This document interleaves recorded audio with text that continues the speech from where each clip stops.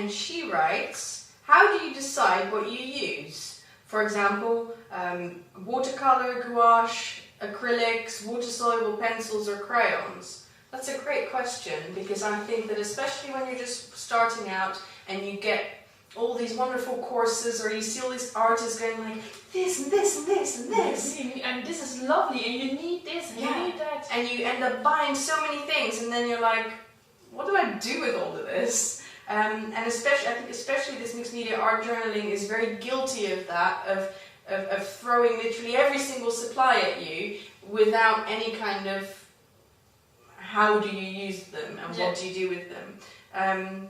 And yeah, there are no rules, but I think that makes it harder. It does make it harder, definitely. But what I like is to pick, like, I don't know, 5 to 7 art supplies, maybe 3 or 4 paints, a couple of pencils, a couple of inks, and then just use those things. And because you have restricted yourself, you can then actually be much more creative and you can bring other things in. But because you've got this basis to start from, you're not completely overwhelmed. You're not like, you don't tend to then make a complete mess with too many colors or things that don't go together.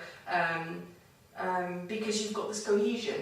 And also, as an added bonus, it creates a body of work. Like when you're creating more and more pages with the same starting point of supplies, you're creating a series of work that all looks similar. Like, and it's great because people go like, oh, I love your style. I'm like, wow, let me tell you about, my trick. Yes. Yeah, for me it's a bit different because I do decide up front what I'm going to use, if it's acrylic paint or watercolors. Mm-hmm. When I'm more in the mood for watercolors, I would probably not work in a journal, but on a very high quality water paper. So then I don't journal. Acrylic paint just gives me a different feeling than the watercolors. Yeah, and I think maybe also you're more classically trained, so you probably used things more in isolation, because that's like when you're... Well, the fun thing is that I never learned anything about art supplies in art school, because I studied graphic design. Well, we did learn we had drawing lessons with charcoal, for example, but I never learned anything about acrylic paint or watercolors. After 6 months, you went straight to the department of your choice, and I chose graphic design, and we were behind the computer all day. So yeah, it may be because I grew up being surrounded with art supplies, so that's maybe because I'm more deciding which one to choose. I would still combine them, but when I would start with watercolors, I would not really use the acrylic paint. Yeah, no, I agree. If you start with watercolors, it's difficult to. I prefer, because I do use everything. And I tend to start with acrylic, and then watercolor will be the layer on top. And I especially for certain techniques, I do that as well. I do make a decision if it's going to be like everything, or it's watercolors, and it's just a different combination of different things. Because I do use watercolors with pencils and crayons and collage techniques. But when working mixed media, I would really choose more the acrylic type of materials. And there's also, sometimes I just more in the mood for dry material, and I would only choose pens and pencils and that kind of material. It's something I wrote in my book as well, because it's product placement here. Product placement in my book Art Journal School.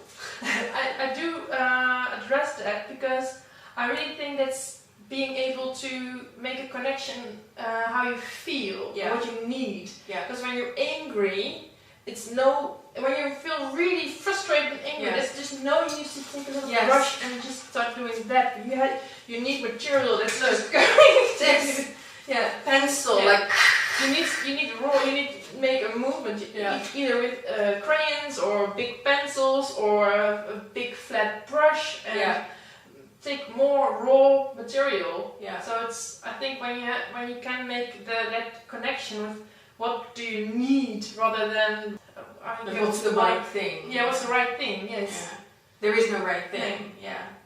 But I think that's what art journaling is all about. And it comes with experience as well, very much. Like expecting that to come without actually having used the materials for quite a while is, it's like you're your 1-year-old doesn't know how to use a fork. It takes years to really understand what you do with it, what you can do with it. And yeah.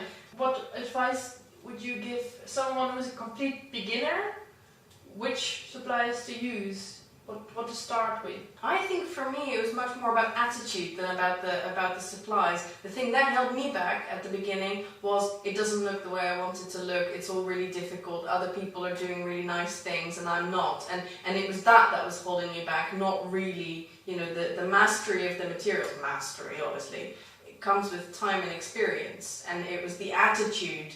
You can go in with a good attitude and then it doesn't really matter that you're a beginner. But if you're going in with the attitude that you think you're going to make the same art as the people who've been doing it for literally years and years, decades even, then that's the thing that was in my way the most. Thank you so much for that question. We really loved receiving all your questions. I hope you liked this answer. See you again in the next video. Bye!